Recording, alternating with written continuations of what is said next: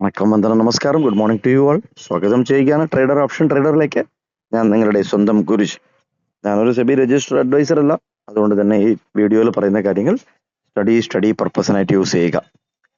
ഈ video record ചെയ്യുന്ന ദിവസം 28-ാം തീയതി 5-ാം മാസം 2026 ജൂൺ മാസത്തിന്റെ കോൺട്രാക്ട് തുടങ്ങി. FNO ജൂൺ മാസത്തിന്റെ കോൺട്രാക്ട് തുടങ്ങി. എന്നും പറയാറുള്ളത് പോലെ മിനിമം 50 പോയിന്റ് ഗ്യാരണ്ടിയാണ്. മിനിമം.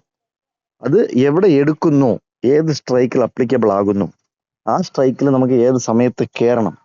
കരുത്തല്ലേ, ഇത് ഞാൻ ബേസ് ചെയ്ത് തുടങ്ങിയത് ടൈം പ്രൈസ് ഓപ്പർച്യൂണിറ്റി എന്ന് പറയുന്ന ഒരു കോൺസെപ്റ്റാണ്. അതായത് നമ്മുടെ മാർക്കറ്റ് പ്രൊഫൈലിന്റെ ടൈം പ്രൈസ് ഓപ്പർച്യൂണിറ്റി, അത് ബേസ് ചെയ്തിട്ടാണ് ടിക്കൊക്കെ മൂവ് ആവുന്നത്.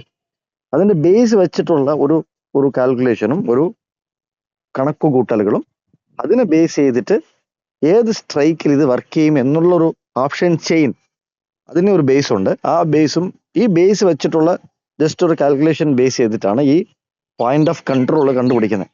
അതിൽ പോയിന്റ് ഓഫ് കൺട്രോൾ എന്ന് പറയുന്നത് ഒരു പ്രൈസ് ലെവലിൽ നിറച്ച ആൾക്കാർ ട്രേഡ് ചെയ്യുന്ന ഒരു സ്ഥലമാണ്. അതിനാണ് പോയിന്റ് ഓഫ് കൺട്രോൾ എന്ന് പറയുന്നത്. നിങ്ങൾക്ക് വേണമെങ്കിൽ ഗൂഗിൾ ചെയ്ത് നോക്കാം. സോ ഈ 3 കോൺസെപ്റ്റും അതിന്റെ ബേസിക്കിൽ അവർ എന്താണ് പറയാൻ വരുന്നത് എന്നുള്ള ബേസിക് അനലൈസ് ചെയ്തിട്ടുള്ള ഒരു ഇതാണ് ചെയ്യുന്നത്. ടെലഗ്രാം ചാനലുണ്ട്. ആ ടെലഗ്രാം ചാനലിൽ 11 മണിയോടുകൂടി ഈ രണ്ട് ഇത് നോക്കിക്കോളൂ എന്ന് പറഞ്ഞ് സ്ക്രിപ്റ്റ് എടുത്ത് സ്ക്രിപ്റ്റിന്റെ പേരിട്ട് പറഞ്ഞിരുന്നു. നമ്മൾ ബൈ സെൽ റെക്കമെൻഡേഷൻ ചെയ്യാറില്ല. അതുകൊണ്ട് തന്നെ ഈ 2 സ്ക്രിപ്റ്റ് എങ്ങനെ വർക്ക് ചെയ്തെന്നുള്ളത് എത്ര പേര് നോക്കിയിട്ടുണ്ടെന്നുണ്ടെങ്കിൽ നിങ്ങൾ നോക്കിയിട്ടില്ല എന്നുണ്ടെങ്കിൽ നിങ്ങൾക്ക് നോക്കാം. ഇത് ടെലഗ്രാം ചാനലിൽ ഇട്ടിരുന്നു. 23,950 കോള്, അതേപോലെ 24,50 put. Point of control base ചെയ്തിട്ട് നോക്കിയോളൂ. കാരണം ഈ 2 സ്ട്രൈക്കിലുമാണ് കൂടുതൽ ആൾക്കാർ ട്രേഡ് ചെയ്യുന്നു എന്നുള്ളത് മനസ്സിലായി. കൂടുതൽ ആൾക്കാർ അവിടെയാണല്ലോ പോയിന്റ് ഓഫ് കൺട്രോൾ വരേണ്ടത്. എങ്കിൽ ആ പോയിന്റ് ഓഫ് കൺട്രോൾ നമ്മൾ ഇന്നലെ രാവിലെ തന്നെ, അതായത് മാർക്കറ്റ് തുടങ്ങുന്നതിന് മുന്നേ തന്നെ ഒരു പ്രൈസ്, പ്രീമിയത്തിന്റെ ഒരു പ്രൈസ് പറഞ്ഞിരുന്നു 186 എന്നുള്ളത്.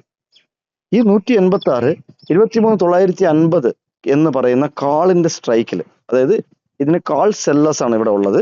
ഈ കാള് എക്സാക്ട്ലി നിങ്ങൾ നോക്കിയാൽ അറിയാം. 186 മുകളിൽ ഒരു 15 മിനിറ്റിന്റെ ക്യാൻഡിൽ പോലും ക്ലോസ് തന്നിട്ടില്ല.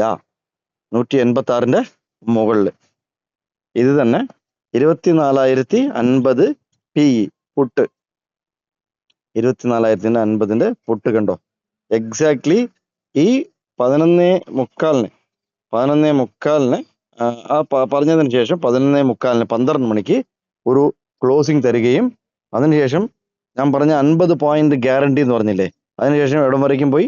അതിനുശേഷം പോയതോ 242. 186 ഒരു 50 പോയിന്റ് നിങ്ങൾ കൂട്ടിക്കോളൂ എത്ര വരുന്നു എന്നുള്ളത്. സോ ഇത് അനാലിസിസ് ആണ്. ഇന്ന് നമ്മൾ വീണ്ടും നിഫ്റ്റി ഫ്യൂച്ചറിന്റെ കണ്ടിന്യൂഷൻ ചാർട്ടിലോട്ട് പോവുകയാണ്. നിഫ്റ്റി ഫ്യൂച്ചറിന്റെ കണ്ടിന്യൂഷൻ ചാർട്ടിൽ ഇങ്ങനെയാണ് ലെവലുകൾ നമുക്കിവിടെ കിട്ടുന്നത് 15 മിനിറ്റിൽ.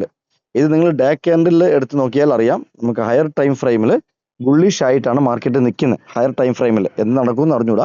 പക്ഷേ കുറേ കൺസോളിഡേഷന് ശേഷം ഒരു 7 ദിവസത്തിന്റെ താഴെ ഹയർ ടൈം ഫ്രെയിമിൽ നിന്ന് ഒരു ദിവസത്തിന്റെ കൺസോളിഡേഷന് ശേഷം ഒരു ഗ്യാപ്പ് അപ്പ് തരികയും ആ ഗ്യാപ്പ് അപ്പ് 2 ദിവസമായിട്ട് മുകളിൽ നിന്ന് ഇങ്ങനെ വർക്ക് ചെയ്യുകയുമാണ് ചെയ്യുന്നത്. ഇത് ഇന്നത്തെ പോയിന്റ് ഓഫ് കൺട്രോൾ 152 ആണ്.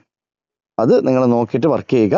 മാക്സിമം ഷെയർ ചെയ്യുക. നിങ്ങളുടെ ഓരോ ലൈക്കും ഓരോ കമന്റും കൂടുതൽ അനാലിസിസും ആയിട്ട് എനിക്ക് വീഡിയോയിൽ ഇടാൻ പറ്റും.